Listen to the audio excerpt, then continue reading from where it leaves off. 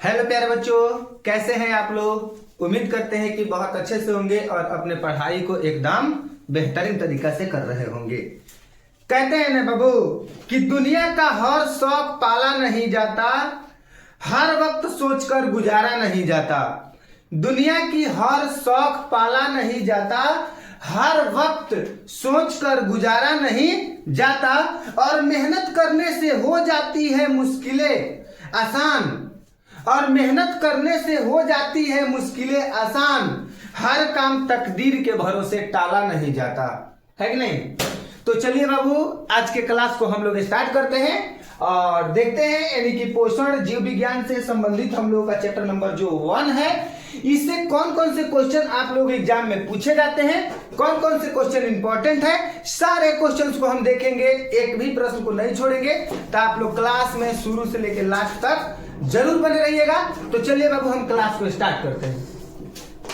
सबसे पहला नंबर प्रश्न देखिए क्या कर रहा है। सबसे पहला नंबर प्रश्न कर रहा है कि प्रकाश संश्लेषण की क्रिया में ऑक्सीजन बाहर निकलता है।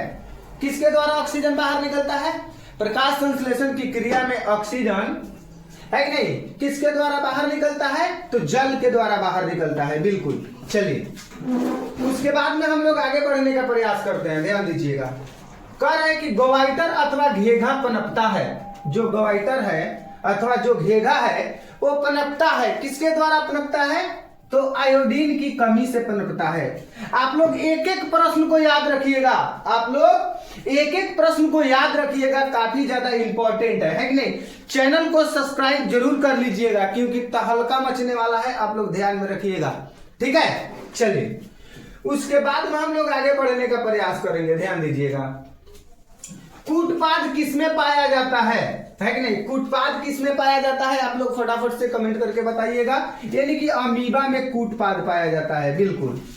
चलिए उसके बाद में देखिए दोस्त क्या कह रहा है। कह रहा है कि मंड परीक्षण के लिए हरी पत्ती पर आयोडीन डालने से पहले पत्ती अल्कोहल में उबाला जाता है। पत्ती अल्कोहल में उबाला जाता है, यानी कि मंड घोल के लिए, क्लोरीन घोल के लिए, पत्ती मुलायम के लिए, यानी कि इनमें से सभी के लिए, इनमें से 4 नंबर का क्या हो जाएगा? डी होगा 4 नंबर का, आप लोग याद रखिएगा, ठीक है बाबू। 4 नंबर का याद रखिएगा, है कि नहीं। उसके बाद में हम लोग बात करते हैं बाबू कि अपनी जिंदगी इतनी अच्छी से जियो, अपनी जिंदगी इतनी अच्छी से जियो, अगर आपसे गलती हो भी जाए, ध्यान से समझिएगा बाबू, अपने जिंदगी इतनी अच्छी से जियो, अगर आपसे गलती हो भी जाए तो लोग आपको नहीं, आपके समय को गलत ठहराए, है कि नहीं। अरे उसका तो समय अच्छा नहीं था, आदमी तो अच्छा है कि नहीं। तो आप लोग इस प्रकार से जिंदगी जीना है कि अगर बाई द वे हमसे कोई गलत भी हो जाता है तो लोग हमको गलत ना कहें, मेरे समय को गलत कहें, है कि नहीं, कि अरे उनका समय अच्छा नहीं होगा, उससे कोई गलती हो गया, नहीं हुआ होगा, यानी कि उसका समय का गलती है, ठीक है। चलिए आगे बढ़ने का प्रयास करते हैं, देखिएगा। स्लाइड को सर्वप्रथम कंपाउंड माइक्रोस्कोप से देखा जाता है। मतलब माइक्रोस्कोप यानी स्लाइड, शीशा पे किसी चीज को रख के सूक्ष्मदर्शी से कितने स्लाइड पे देखा जाता है? तो 10x पर देखा जाता है, आप लोग याद रखिएगा। कितने x पे देखा जाता है बाबू? 10x पर देखा जाता है। उसके बाद में देखिएगा ध्यान से क्या कह रहा है। कह रहा है कि ग्लूकोज के पर एक अणु में ऑक्सीजन के कितने परमाणु होते हैं? ग्लूकोज के एक अणु में ऑक्सीजन के 6 परमाणु होते हैं। कितने परमाणु होते हैं बाबू? 6 परमाणु होते हैं, याद रखिए, ठीक है कि नहीं। चलिए उसके बाद में देखिए क्या कह रहा है, आगे बढ़ने का प्रयास करेंगे। कह रहा है कि दांतों को साफ करने के लिए दंतमंजा प्रायः होता है। कि जो दांत को साफ करने वाले जो दंतमंजा होते हैं वो प्रायः कैसे होते हैं? तो क्षारीय होते हैं। दांतों के साफ करने वाले जो दंत मंजय होते हैं वो कैसे होते हैं? तो क्षारीय होते हैं, आप लोग याद रखिएगा, ठीक है। उसके बाद में देखिएगा क्या कह रहा है। कह रहा है कि सभी हरे पौधे होते हैं। मतलब कि जितने सारे हरे पौधे होते हैं वो कैसे होते हैं? तो स्वपोषी होते हैं, ठीक है, याद रखिएगा, है कि नहीं। देखिए उसके बाद में इस पे भी ध्यान दीजिए, लाइक भी करना है और सब्सक्राइब भी करना है, आप लोग ध्यान दीजिएगा। निम्नलिखित में से कौन एक उभयलिंगी जंतु है? तो केचुआ आपका उभयलिंगी जंतु हो जाएगा। निम्नलिखित में से कौन एक उभयलिंगी जंतु है? तो केचुआ आप लोगों का उभयलिंगी जंतु होगा। आप लोग एकदम अच्छा से याद रखिएगा बाबू। चलिए ध्यान से समझिएगा। कह रहा है कि अमीबा अपना भोजन कैसे पकड़ता है? अमीबा अपना भोजन किसके द्वारा पकड़ता है? आप लोग बताइए, फटाफट से कमेंट करके बताइए किसके द्वारा? तो कूटपाद द्वारा पकड़ता है। किसके द्वारा पकड़ता है अमीबा अपना भोजन? कूटपाद के द्वारा पकड़ता है, आप लोग याद रखिएगा। चलिए ध्यान दीजिएगा। कह रहा है कि आयोडीन की कमी से कौन सा रोग होता है? तो आयोडीन की कमी से कौन सा रोग होता है बाबू? तो घेघा रोग होता है, आप लोग याद रखिएगा। आयोडीन की कमी से कौन सा रोग होता है? घेघा। आयोडीन की कमी से कौन सा रोग होता है? तो घेघा रोग होता है, आप लोग याद रखिएगा बिल्कुल। देखिएगा, किसकी उपस्थिति के कारण पौधे का रंग हरा होता है?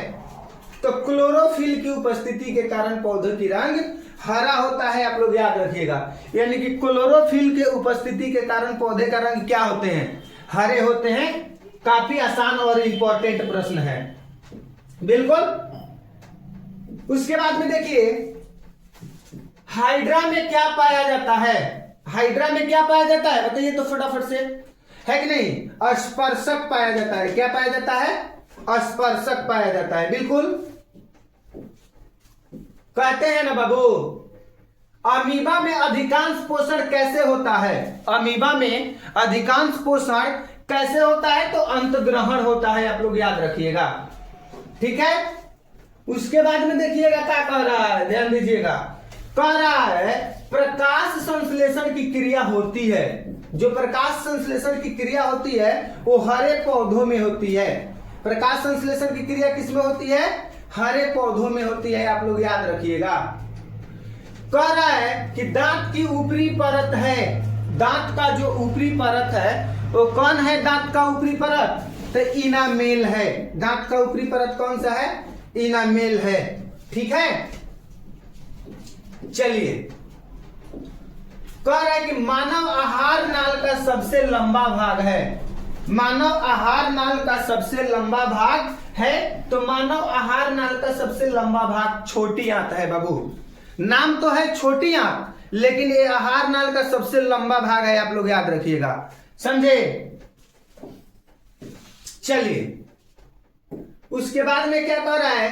कह रहा है कि मैग्नीशियम पाया जाता है। मैग्नीशियम किस में पाया जाता है? तो क्लोरोफिल में मैग्नीशियम पाया जाता है बिल्कुल। चलिए, उसके बाद में स्वपोषी पोषण के लिए आवश्यक है।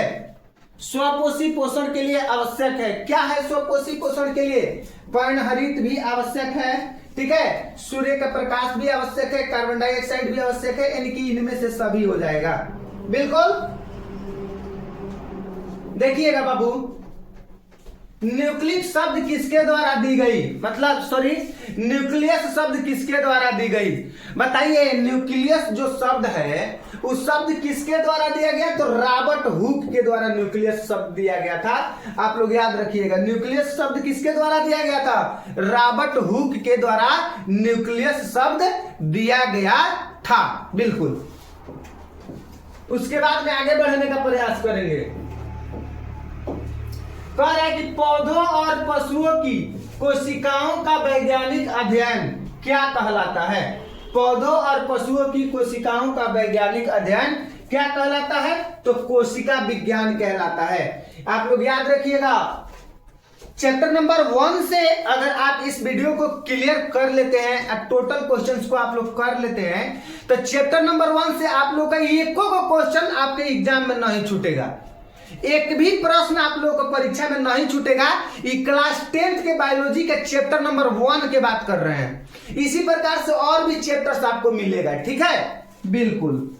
चलिए आगे बढ़ने का प्रयास करते हैं। निम्नलिखित में से कौन ट्रिप्सिन एंजाइम का कार्य है? ट्रिप्सिन एंजाइम का कार्य इनमें से कौन है कि नहीं? प्रोटीन का पाचन। प्रोटीन का जो पाचन है ट्रिप्सन एंजाइम का कार्य है, आप लोग याद रखिएगा। उसके बाद में ध्यान देंगे दोस्त, मुख गुहा में आहार का कौन सा भाग का पाचन होता है? मुख गुहा में आहार का कौन सा भाग का पाचन होता है? तो कार्बोहाइड्रेट हो जाएगा, आप लोग याद रखिएगा। बिल्कुल। देखिए क्या कह रहा है, कह रहा है कि निम्नलिखित में स्वपोषी कौन है, यानी कि निम्नलिखित में से स्वपोषी कौन है? तो इनमें से हरे पौधे स्वपोषी हो जाएंगे, आप लोग याद रखिएगा। हरे पौधे क्या होंगे? स्वपोषी हो जाएंगे, आप लोग याद रखिएगा अच्छा तरीका से। बिल्कुल। देखिए क्या कह रहा है, जीवन का एक महत्वपूर्ण विशेषता है, जीवन का एक महत्वपूर्ण विशेषता वृद्धि है। जीवन का एक महत्वपूर्ण विशेषता वृद्धि है, आप लोग याद रखिएगा बाबू अच्छे तरीका से, ठीक है। चलिए ध्यान दीजिएगा, कह रहा है स्वपोषी पोषण होता है तो पौधों में होता है। स्वपोषी पोषण जो होता है वो पौधों में होता है, आप लोग याद रखेंगे। बिल्कुल। भाई देखिए, ग्रहणी भाग है, बताइए ग्रहणी जो भाग है क्या चीज का है? तो छोटी आंत का है। ग्रहणी जो भाग है वो छोटी आंत में के ही एक भाग है, उसका नाम है ग्रहणी। समझे? आप लोग याद रखिएगा। चलिए उसके बाद में देखिएगा ध्यान से, कह रहा है कि प्रकाश संश्लेषण होता है दिन में, रात में, दिन रात दोनों, इनमें कोई नहीं। तो प्रकाश संश्लेषण दिन में होता है। प्रकाश संश्लेषण किस में होता है? तो दिन में होता है, आप लोग याद रखिएगा। बिल्कुल।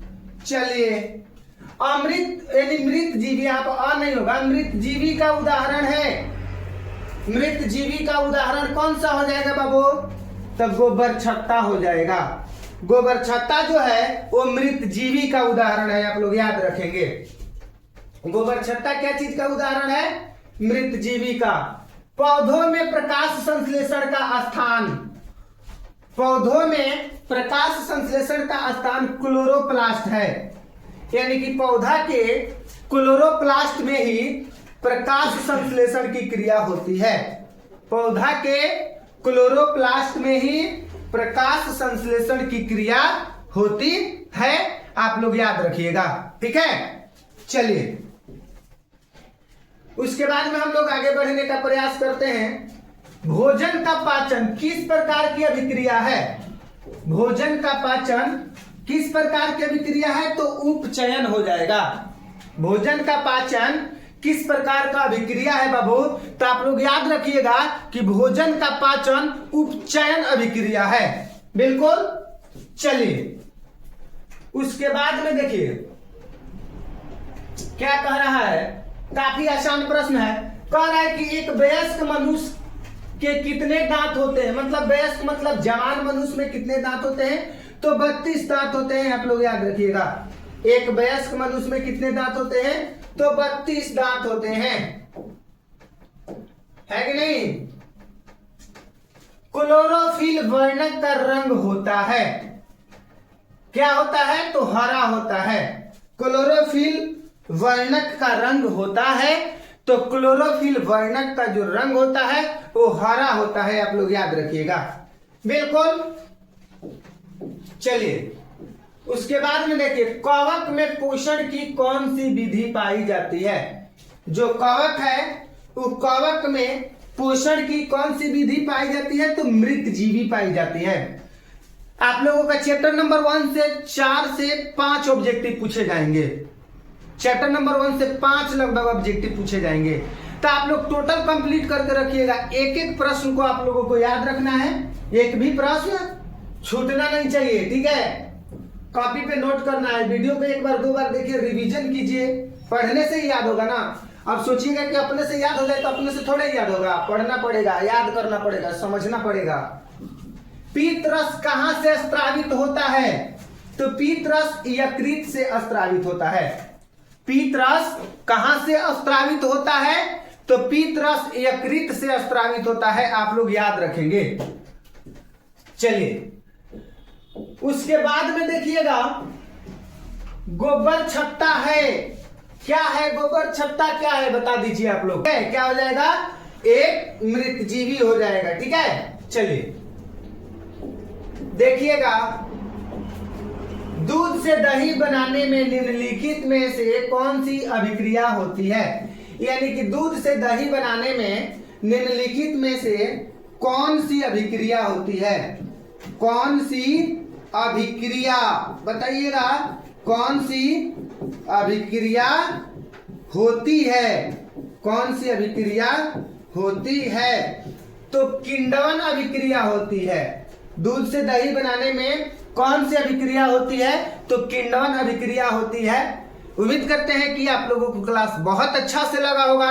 अगर क्लास अच्छा से लगा होगा थोड़ा सब्सक्राइब कीजिए, वीडियो को लाइक कीजिए, दोस्तों को शेयर कीजिए, है कि नहीं। मिलते हैं अगले क्लास में, तब तक सभी प्यारे बच्चों को नमस्कार, जय हिंद।